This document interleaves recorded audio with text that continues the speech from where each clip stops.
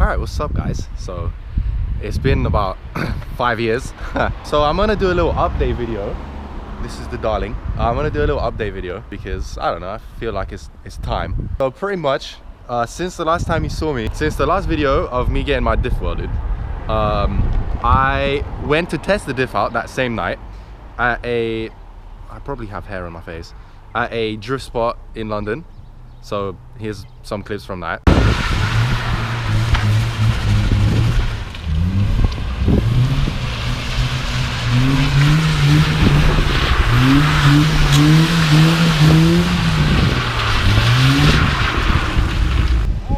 My ABS decided to start working again out of nowhere. Thanks, ABS.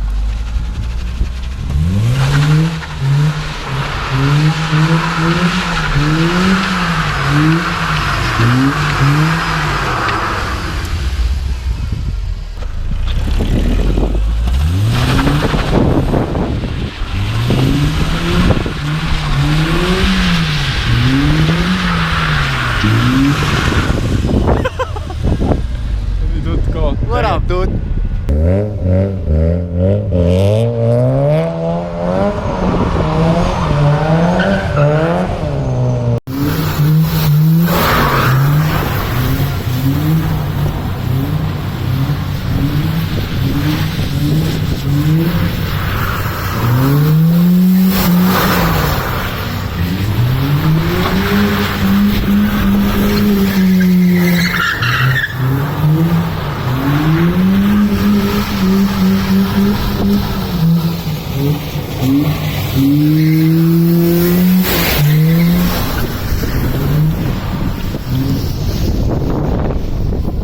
So that was the first time with the welded diff. I had my suspension in the back like really high up and it was kind of weird.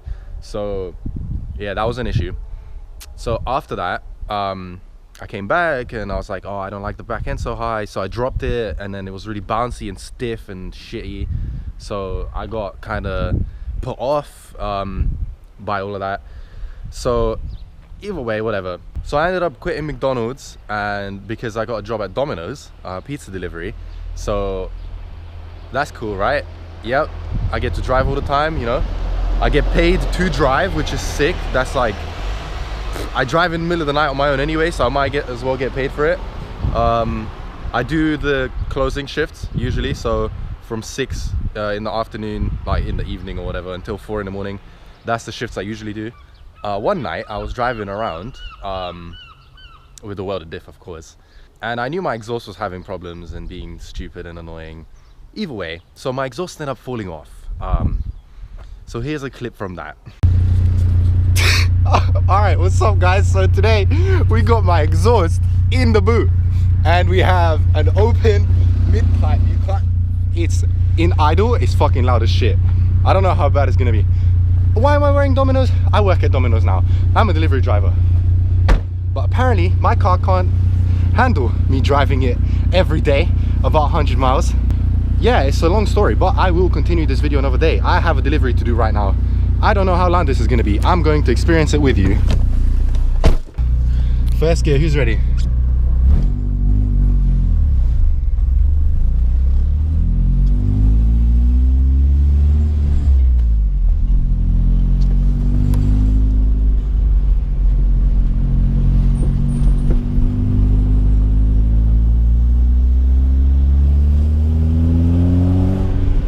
Oh my god, that's so bad. That's the loudest thing I've heard in my life. Okay, we're gonna have to definitely fix that as soon as possible.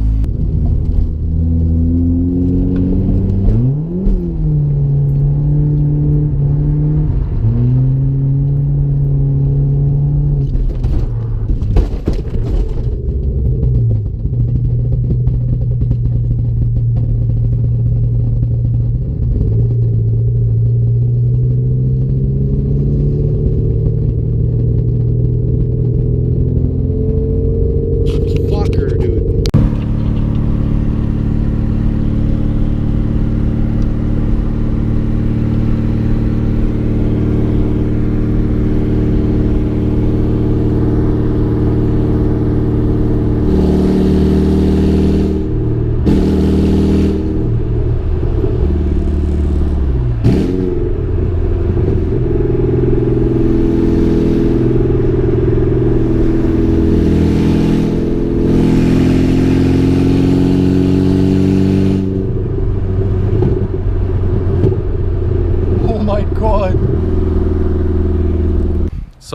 after the exhaust fell off, obviously I had to get that sorted out because, you know, it's my car. I can't be having my car sound like a V8.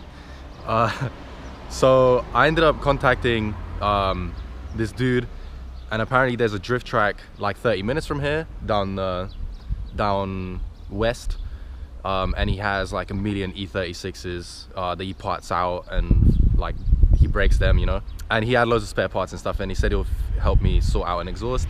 So that was a whole week-long fiasco with going back and forward because he was busy, it was raining, it was shitty.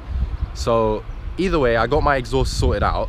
I have a full exhaust now, redone, with an actual original 318 IS cat in the back, not cat, muffler. So I don't know if you can see in there. That's an original IS exhaust. Oh, bird shit. Fucking Brighton, can't get enough of these birds. The mounting was an issue. It fell off again. So, but I put it up. Let me show you my genius mounting technique. You probably saw it. So I have a piece of garden hose, garden like trimming, and zip ties going up into the actual exhaust mounts.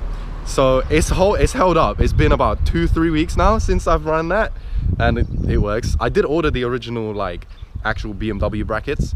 I have them, but I'm missing some bolts, so I haven't even installed them. But that is lasting, so I'm gonna roll with that until it breaks, of course. Right. So what else? So I ended up talking to loads of people on Facebook, like through the groups and stuff, about the suspension and stuff, and I actually ended up talking to a guy with Style 68s on the car, and I was like, oh, how do those fit, blah blah, how did you get your back end so low, what coilovers do you have? And he's like, oh yeah, I have max speeding rods. I'm like, no way, I have the same ones, how did you get the back so low? And he was like, oh, basically you take out these helper springs, not helper springs, I don't know, whatever, they're like these spacer sort of like height adjuster things for the spring in the back. So I took those out and the car squatted, the car went down perfectly, and the ride was actually better. Like, it was less jumpy and bumpy and everything was fine. But the back end was now perfect for height wise and everything. That same night, obviously I had to take it out drifting, not drifting, but like I clutch kicked a couple corners, and it felt so much more predictable and so much more planted. Literally the tiniest thing changed the whole car so much. So yeah, that was good. I was happy with that. Driving around, had my Style 27s in the back, drift spares. I went through, in the space of like a month and a half, I went through 2 sets of tires in the back with this welded diff. So I got there with diff installed beginning of January. It's now mid-February and I've already gone through 2 sets. The dude with the E36s that was helping me with the exhaust, he had a spare Style 27 which he gave me, and because I had a spare from my back, I now had 6 Style 27s, so 3 sets, 3 pairs, I guess, not sets. So yeah, that was good. I was on my 3rd set. Either way, so that's all good. I go down to London, and I have the best ever night of my life. It was pissing it down with rain, and of course, you know, this 100 horsepower beast in the rain has about 5,000 million horsepower, so that was perfect. I actually think that was the first time I properly actually drifted with transitions and linking stuff. So here is some clips of that.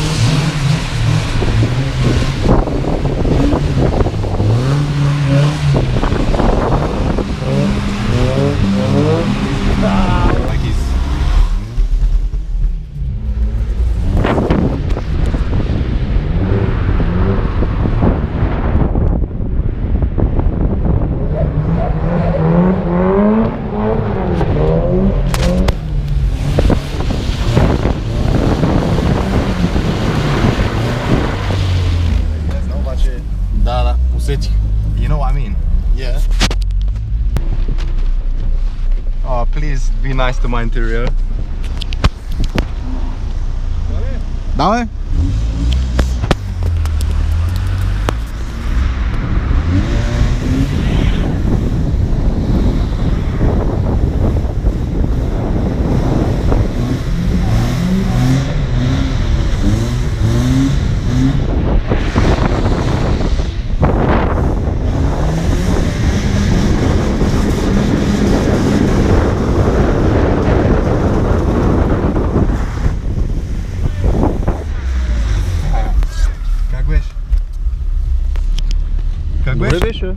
You're wet, bro. Nah, no shit.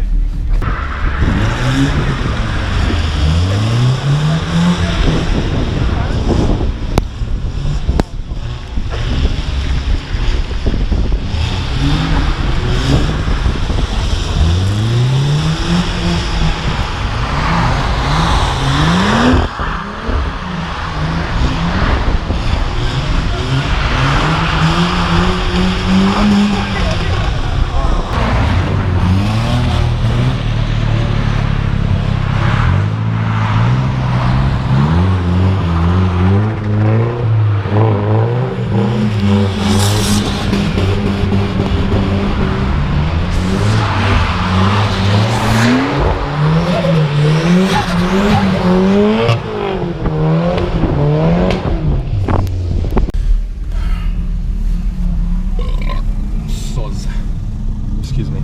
We're all fucking done, mate. Accidental, mate. Yeah. McDonald's. You're fucking disgusting, mate. Sponsored by McDonald's. Hey, no advertising placement, yeah? I don't get my face in it, bro. This is illegal. Really? Fuck you.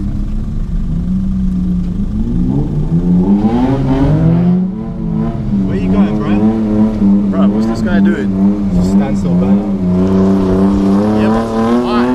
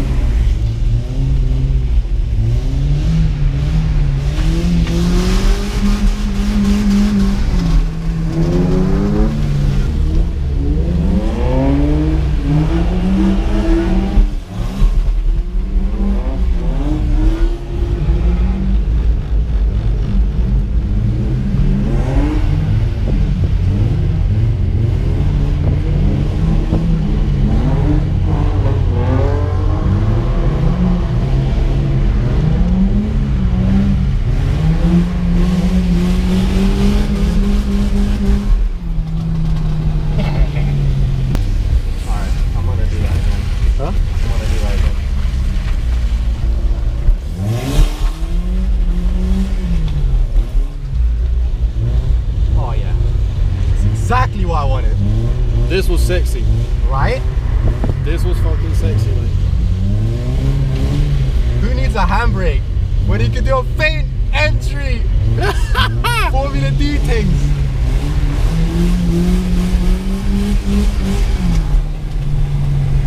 Bro, like, I'm literally loving life at the moment. I want to do like a couple more runs and that's it, because I want to have some fuel left. Yeah. You going Brighton tonight? Huh? I'm here tomorrow as well. As in you're spending the night here? Yeah.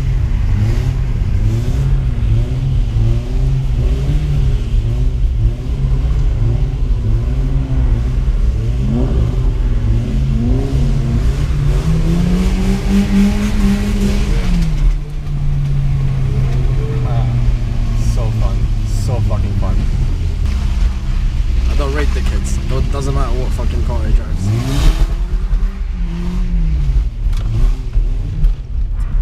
Pussy, man. I want to do one more like entry, and then I will end it. Do you know what? I'll try and record it from here. All right.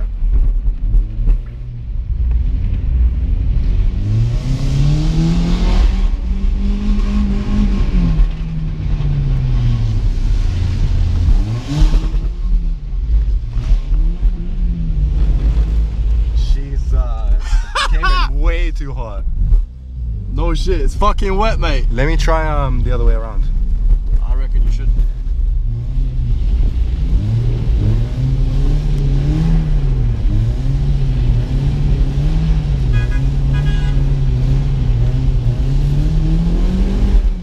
I don't know how this works, so I didn't want to try exit.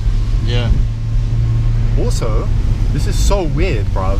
What? Like, the fucking bushings in my steering are just completely fucked.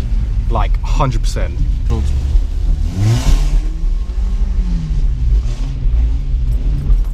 Wait.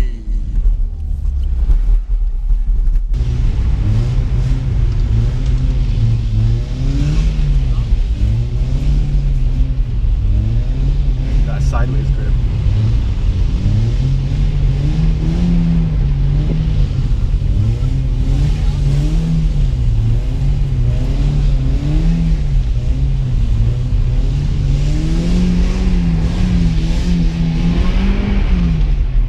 This was fucking sick. That's like, I feel like I was literally going 90 degrees. Almost. That was so fun.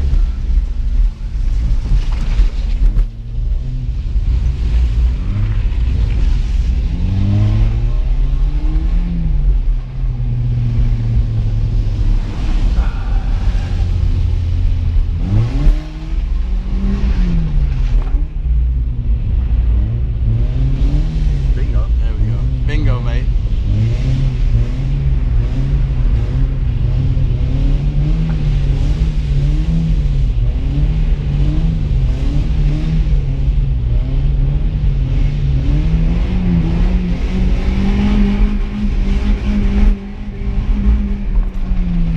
See, that was beautiful.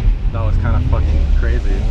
I think I'm gonna fucking end it on like a good note. Yeah, I think you should end it now. Biggie.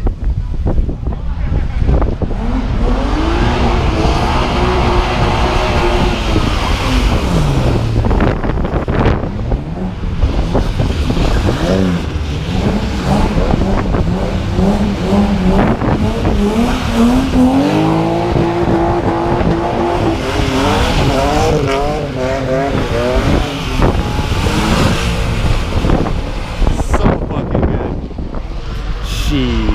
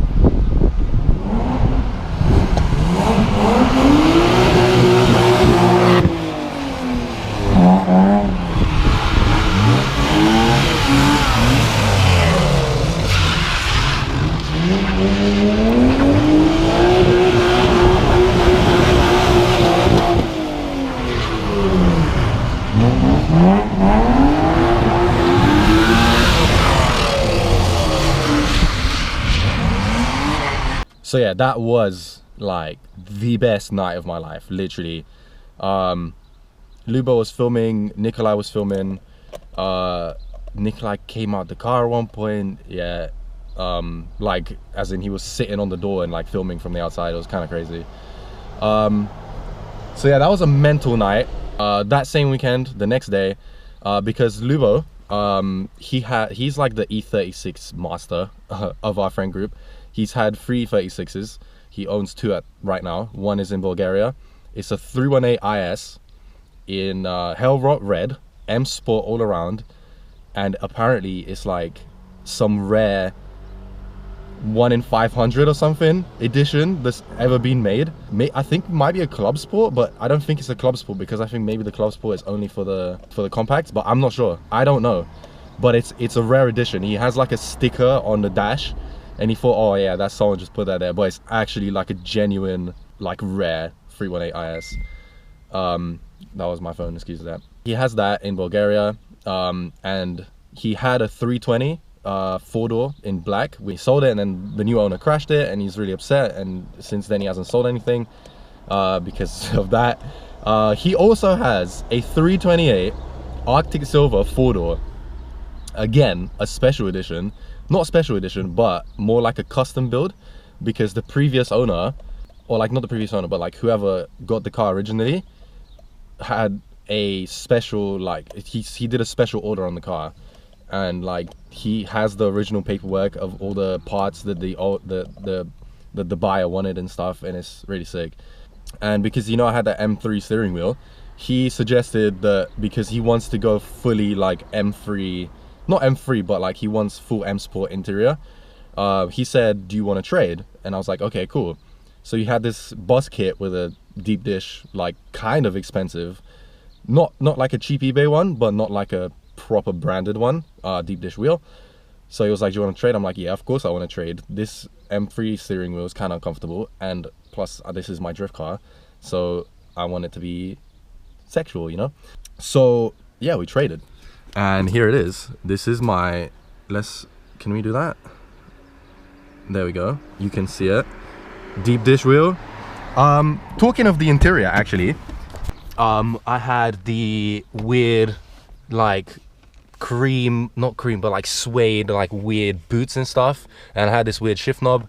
Well, that's all changed now, so I've got full black leather with an armrest and an actual like OEM looking, even though it's a Chinese rep, but don't worry about that, shift knob. So my interior looks sexual now, and I'm really happy with it. Next step would be possibly black leather seats for it, but realistically I'm not sure if I even want that.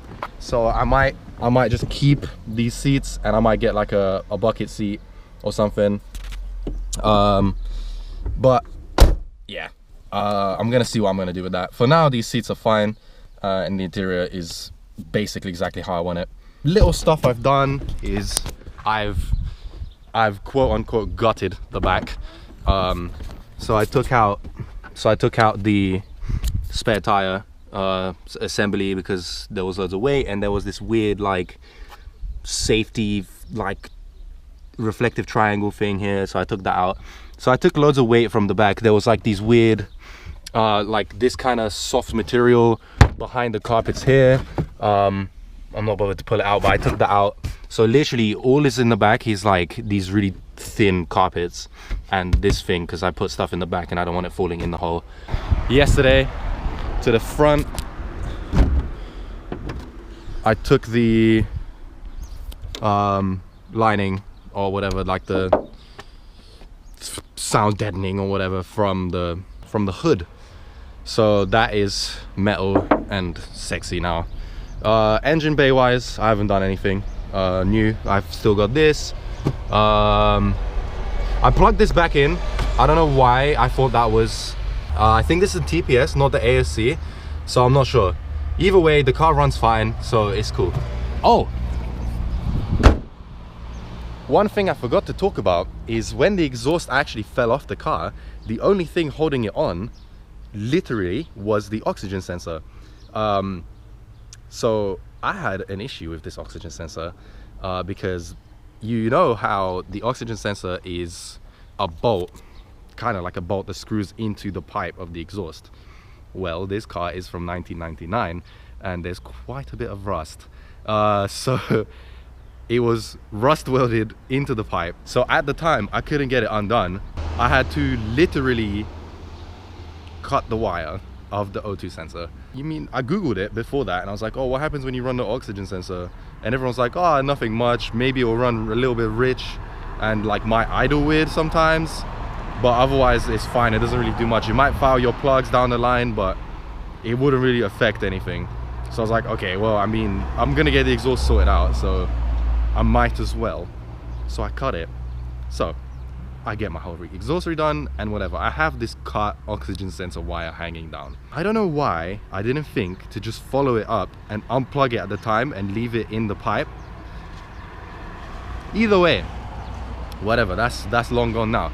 But one night I was delivering pizzas, of course. It was like 4 AM. It was raining like a lot. It was like puddles and lakes everywhere. And of course, because I drift, you know, I'm drifting, I'm clutch kicking it every corner. This is all in Mexico, by the way, just in case you're wondering. So yeah, and then at one point on my way back to the pizza place, it starts like hesitating. My foot is to the floor, it gets stuck at a random RPM, and then it clears up and it like hits boost or something. So yeah, whatever, that that fixed itself the next morning and everything was fine. And then recently, the past 2 days, it was doing it a lot, like quite often and randomly. Like it would do it, and then like the next 5 minutes it would clear up, and then in like 30 minutes it would do it again. And I was on the motorway, not motorway, it was like an A road, and I was going to collect some sexy parts, which is the reason I'm outside and not in my room talking, because I'm not trying to show the parts. I will talk about that in a second. Every single person driving by is just breaking their neck looking at me talking to a camera. Either way, so yeah, I was on the motorway, I was in third, I was at 4K, I stepped my foot to the floor, yeah? I was driving 50 miles an hour. 4K, 50 miles an hour, third gear, foot to the floor, the car would lose RPM. It would go down to 40 miles an hour and it would go down to 3K RPM. So I was like, okay, this is so dumb. This is extremely annoying. I'd hate this. So I started looking it up. I asked my friends, what could this be? You know, I asked Lubo because he's got loads of experience. And of course, you know, they tell me the normal stuff. Oh, spark plugs, coil packs, ignition coils, fuel filter, things like that. So I'm like, okay, cool. I mean, I doubt it's that, because if it was that, it would be more consistent and it would have like an actual, I would feel it, you know. This I can't feel, this is random. So I Google it, you know, I go on YouTube and people are saying, oh yeah, it's a cracked intake boot, it's a vacuum leak, your car is it's got a vacuum leak. So the next morning I go into my car and I'm like, okay, cool, let's check this vacuum leak stuff. I check my intake boot, I check all the vacuum lines and stuff, everything is fine, like it looks brand new. So I'm like, okay, it must be that oxygen sensor that's just dangling and it's got wet and it's shorting itself out.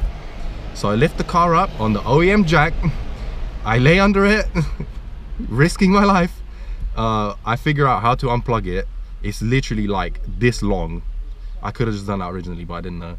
I unplug it, I take it out, the wire, literally there's like this shrink wrap kind of rubber stuff around the actual wires of the oxygen sensor, soaking wet. Literally, I could squeeze it and water would drip out of it. So I was like, okay, well, this must be it then, isn't it? So I take that out, I take the car for a drive. It's never ran so smooth and clean. So I guess that's what it is. It's the oxygen sensor got wet and it was shorting itself out. And that's why I had this problem. So if anyone is ever in a stupid situation like that with your E36, it's your oxygen sensor got wet. So that's it. Yes, okay. So that's pretty much what's been happening. Now I'm gonna talk about what's going to happen. So I'm gonna make more of an effort to actually go up to London. I'm setting myself the target of going up every other weekend, and in the future, if possible, money-wise, every weekend.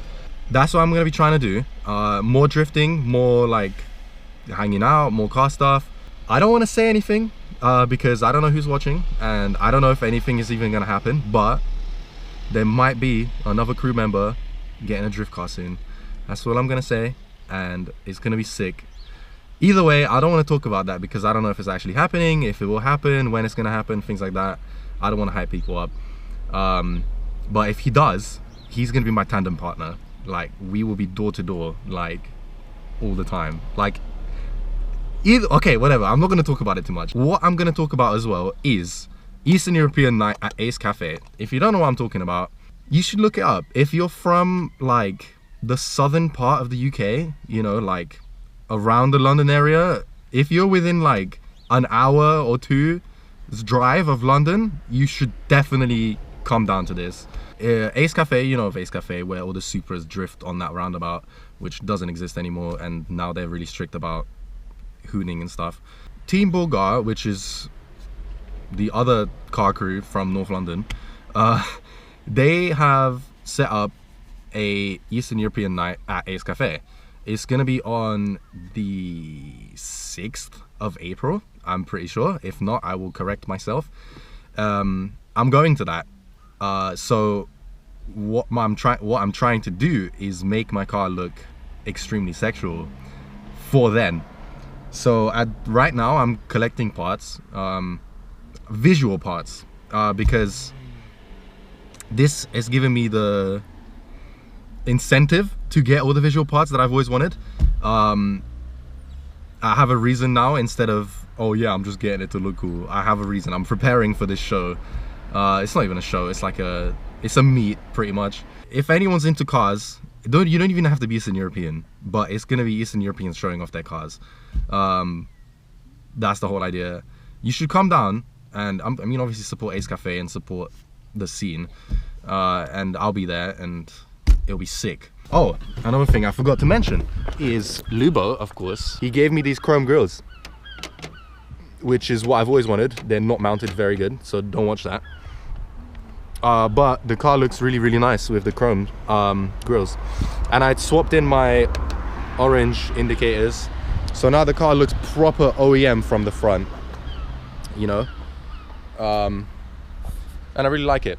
So what is actually happening today, as you can see, the car has matching wheels. And you're thinking, oh, you said you're never gonna have matching wheels on this car. I know, but I had to, because pretty much what happened is, you know, I had those Style 27s in the back, drift spares. So I sold them, all 6 of them. Yeah, not so good of a deal for me, but I didn't like the look of them, and 4 of them had bald tires. So I got rid of them. So I have to run matching wheels for the time being. But today I'm going to pick up more drift spares, Style 6s with 205/60s again. The tires should be good on them. They should last me until I get wheels for the front, which is going to be very, very sexual.